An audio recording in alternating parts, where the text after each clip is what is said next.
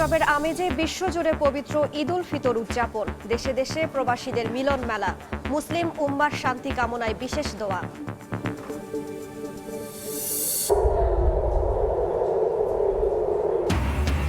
ঈদের দিনও ইরানে বিস্ফোরণ, পাল্টা হামলায় কাঁপল ইসরায়েল। যুক্তরাষ্ট্রকে নিজেদের ঘাঁটি ব্যবহারের অনুমতি যুক্তরাজ্যের।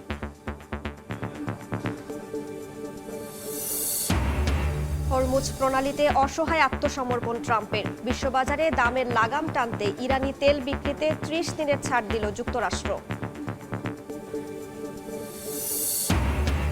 এবং যুক্তরাষ্ট্রের যুদ্ধ বিমান অবতরণে অনুমতি দেয়নি শ্রীলঙ্কা। পার্লামেন্টে জানালেন প্রেসিডেন্ট, নিজ দেশের নিরপেক্ষতা বজায় রাখতেই অনুরোধ প্রত্যাখ্যানের দাবি।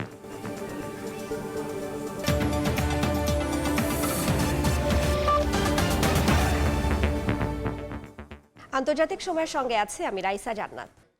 উৎসবের আমেজে বিশ্বজুড়ে উদযাপিত হচ্ছে পবিত্র ঈদ উল ফিতর। ভারত, পাকিস্তান, দক্ষিণ কোরিয়া, অস্ট্রেলিয়া, জাপান, ইন্দোনেশিয়া সহ দেশে দেশে ঈদের নামাজ আদায় করেছেন মুসল্লিরা। প্রবাসী বাংলাদেশিরাও অংশ নেন। প্রবাস জীবনের ব্যস্ততার মাঝেও ঈদ হয়ে উঠেছে আবেগ, সংযোগ আর ভালোবাসার বন্ধন। ঈদ উল ফিতর উপলক্ষে সম্প্রীতি ও ভালোবাসার বন্ধনে আবদ্ধ হয়েছে সমগ্র মুসলিম বিশ্ব। ভারতের রাজধানী নয়াদিল্লির জামে মসজিদ প্রাঙ্গণে মুসল্লিদের এই বিশাল কাতার বার্তা দিচ্ছে ভালোবাসা, ভ্রাতৃত্ব আর ত্যাগের। পশ্চিমবঙ্গ জুড়েও ঈদের নামাজের জামাত অনুষ্ঠিত হয়েছে। মুসল্লিদের সঙ্গে সাক্ষাৎ করেন মুখ্যমন্ত্রী মমতা বন্দ্যোপাধ্যায়। শুভেচ্ছা বার্তা দিয়েছেন দেশটির রাষ্ট্রপতি ও প্রধানমন্ত্রী। সবাইকে ঈদ মোবারক। আমরা চাই এই দেশে শান্তি আসুক, ভালোবাসা আসুক। अल्लाह से दुआ मांगा है कि हम लोग बढ़िया से रहें, हमारा हिंदुस्तान बढ़िया से रहे। ভারতের পাশাপাশি পাকিস্তানে উৎসাহ উদ্দীপনার মধ্য দিয়ে পালিত হচ্ছে ঈদ উল ফিতর। জামাত শেষে কোলাকুলি আর দোয়ার মাধ্যমে ছড়িয়ে পড়ে ভ্রাতৃত্ব আর সম্প্রীতির বার্তা। ঈদের আনন্দে ভাসছে ইন্দোনেশিয়াও। পাকানসারি স্টেডিয়ামে প্রথমবারের মতো অনুষ্ঠিত হয় ঈদ উল ফিতরের জামাত। আশপাশের বিভিন্ন এলাকা থেকে হাজারো মুসল্লি একত্রিত হয়ে নামাজ আদায় করেন। দক্ষিণ কোরিয়ার রাজধানী সিউলের কেন্দ্রীয় মসজিদে সকালে অনুষ্ঠিত হয় ঈদের প্রধান জামাত। দেশটির বিভিন্ন মসজিদ ও ইসলামিক সেন্টারেও একাধিক জামাত হয়। যোগ দেন প্রবাসীরাও।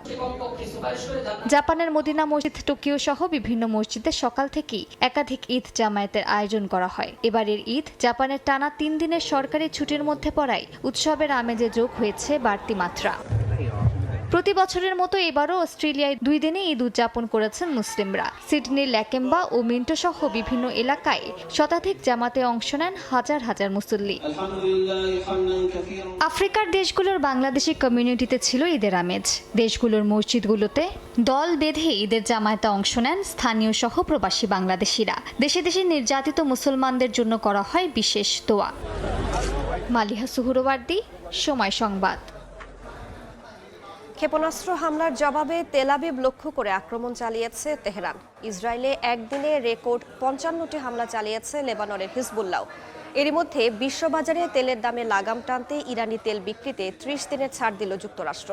চলমান যুদ্ধে শত্রুরা পরাজিত হচ্ছে বলে দাবি ইরানের নতুন সর্বোচ্চ নেতার। স্থানীয় সময় শুক্রবার ইসরায়েলের বিভিন্ন স্থানে ক্ষেপণাস্ত্র হামলা চালায় ইরান। লক্ষ্যবস্তু হয় তেল আবিব। আইডিএফের দাবি তাদের প্রতিরক্ষা ব্যবস্থা এসব হামলা ঠেকাতে কাজ করছে।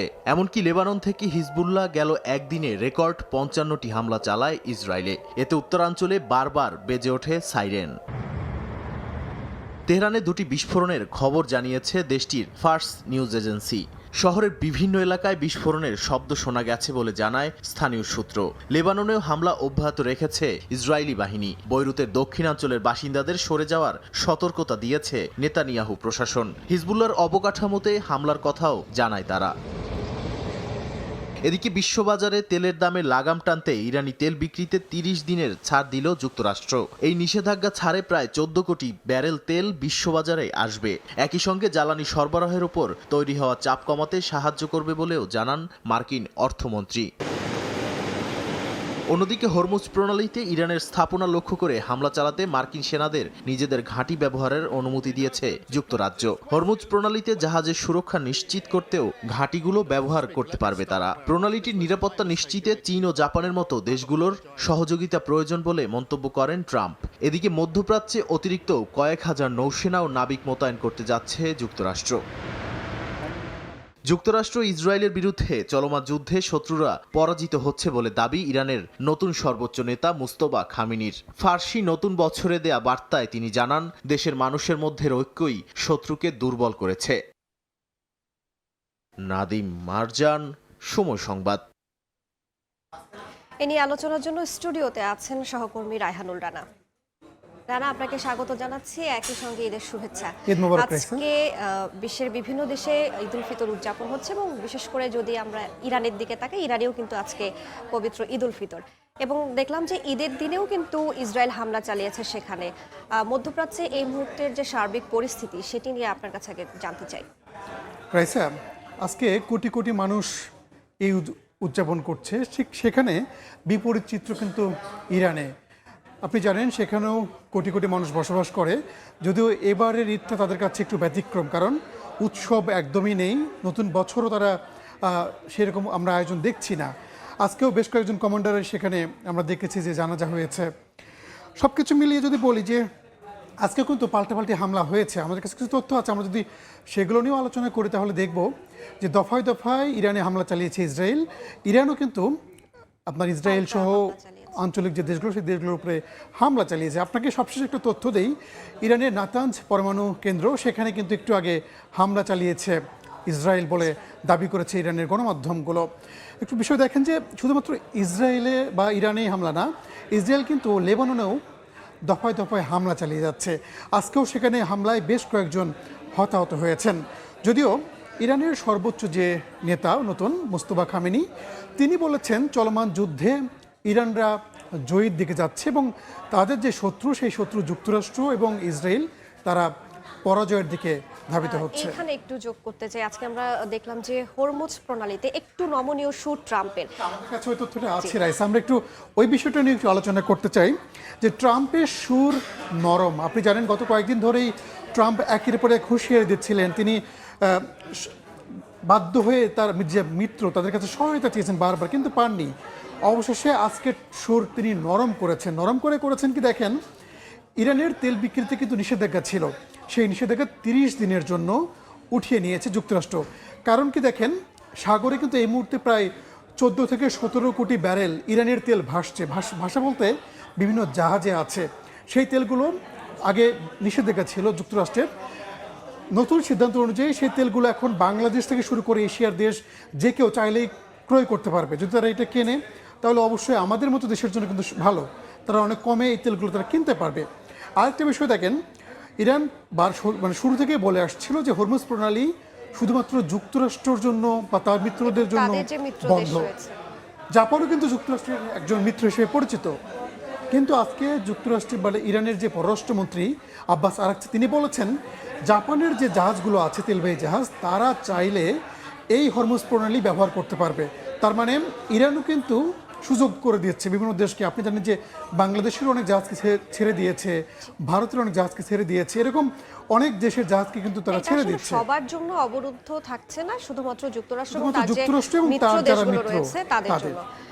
যে ট্রাম্প কার্ড বলা হচ্ছে হরমুজ প্রণালীকে ইরানের জন্য, আমরা কি আসলে বলতে পারি যে সামনের যুদ্ধ থামার কি কোনো ধরনের কোনো ইঙ্গিত পাওয়া যাচ্ছে? বলে যে আপনি গত কয়েকদিনের তুলনায় লাস্ট 48 ঘন্টায় কিন্তু হামলার পরিমাণ অনেকটাই কমেছে।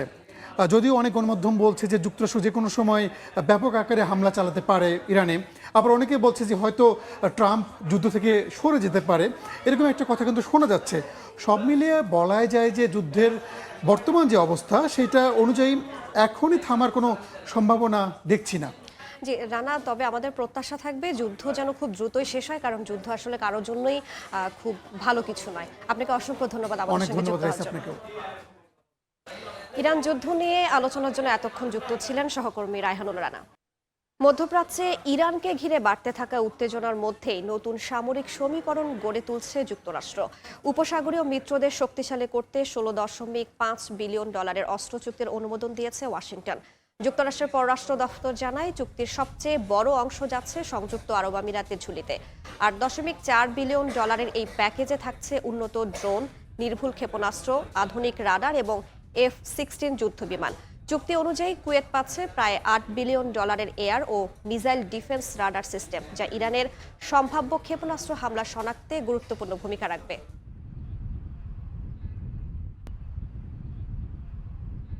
হরমুজ প্রণালী নিয়ে নতুন কৌশলে এগোচ্ছে ইরান। পূর্ণ অবরোধের বদলে নির্বাচিত নিয়ন্ত্রণে যাচ্ছে তেহরান। চালু করছে জাহাজ যাচাই বাছাইয়ের ব্যবস্থা। এতে আগাম অনুমতি ছাড়া চলাচল প্রায় অসম্ভব হয়ে পড়ছে। বৈশ্বিক তেল বাজারে অনিশ্চয়তা আরও বাড়ছে বলে ধারণা বিশ্লেষকদের। বিশ্বের প্রায় 20% তেল পরিবহনের পথ হরমুজ প্রণালী।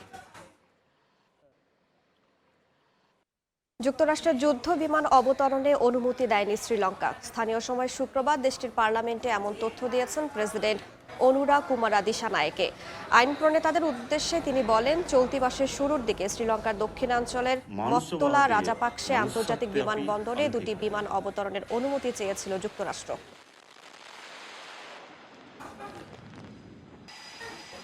মার্কিন তদন্ত প্রতিবেদনে মাদক কারবারের সঙ্গে কলম্বিয়ার প্রেসিডেন্ট গুস্তাভো পেট্রোর নাম উঠে এসেছে, যদিও তার বিরুদ্ধে এখনো কোনো অভিযোগ দায়ের করা হয়নি। যুক্তরাষ্ট্রের প্রসিকিউটরদের পরিচালিত দুটি পৃথক তদন্তে উঠে এসেছে পেট্রোর নাম। তদন্তে দেখা হচ্ছে 2022 সালের নির্বাচনের আগে তিনি কোনো মাদক পাচারকারীর সঙ্গে যোগাযোগ করছিলেন কিনা। তদন্ত বর্তমানে প্রাথমিক পর্যায়ে রয়েছে। অভিযোগ সরাসরি অস্বীকার করে পেট্রো জানিয়েছেন, জীবনে কখনো মাদক পাচারকারীদের সঙ্গে তার যোগাযোগ হয়নি। তিনি আরও দাবি করেন, এ ধরনের উৎস থেকে অর্থ না নেয়ার জন্য তার দলকে আগেই সতর্ক করেছিলেন তিনি।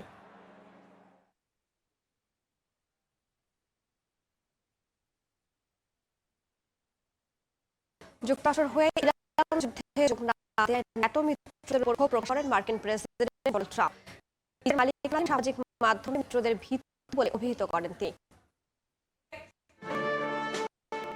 ইরানের বিরুদ্ধে চলমান যুদ্ধে মিত্রদের সমর্থন চেয়ে আসছেন মার্কিন প্রেসিডেন্ট ডোনাল্ড ট্রাম্প। হরমুজ প্রণালীতে জাহাজ চলাচল স্বাভাবিক করতে মিত্র দেশই আগ্রহ দেখায়নি জানিয়ে প্রেসিডেন্ট এবার নতুন নিজের মালিকানাধীন সামাজিক মাধ্যম ট্রুথ সোশ্যালে মিত্রদের তিরস্কার করে তাদের বিদ্রোহ বলে অভিহিত করেন। তিনি আরও লেখেন, পারমাণবিক শক্তিধর ইরানকে থামানোর লড়াইয়ে যোগ দিতে ব্যর্থ হয়েছে ন্যাটো।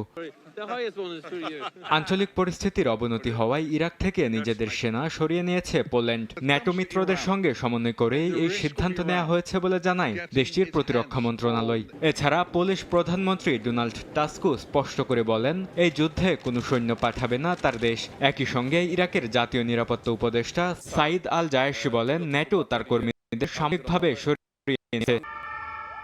এদিকে নিজেদের দীর্ঘদিনের সামরিক নিরপেক্ষতার নীতি বজায় রাখতে যুক্তরাষ্ট্রের কাছে অস্ত্র রপ্তানি বন্ধের ঘোষণা দিয়েছে সুইজারল্যান্ড। সুইস সরকার জানায়, ইরান যুদ্ধ শুরুর পর থেকে যুক্তরাষ্ট্রের কাছে যুদ্ধাস্ত্র বিক্রির কোনো নতুন লাইসেন্স ইস্যু করা হয়নি। ইসরায়েলের ক্ষেত্রেও একই নিষেধাজ্ঞা কয়েক বছর ধরেই কার্যকর রয়েছে।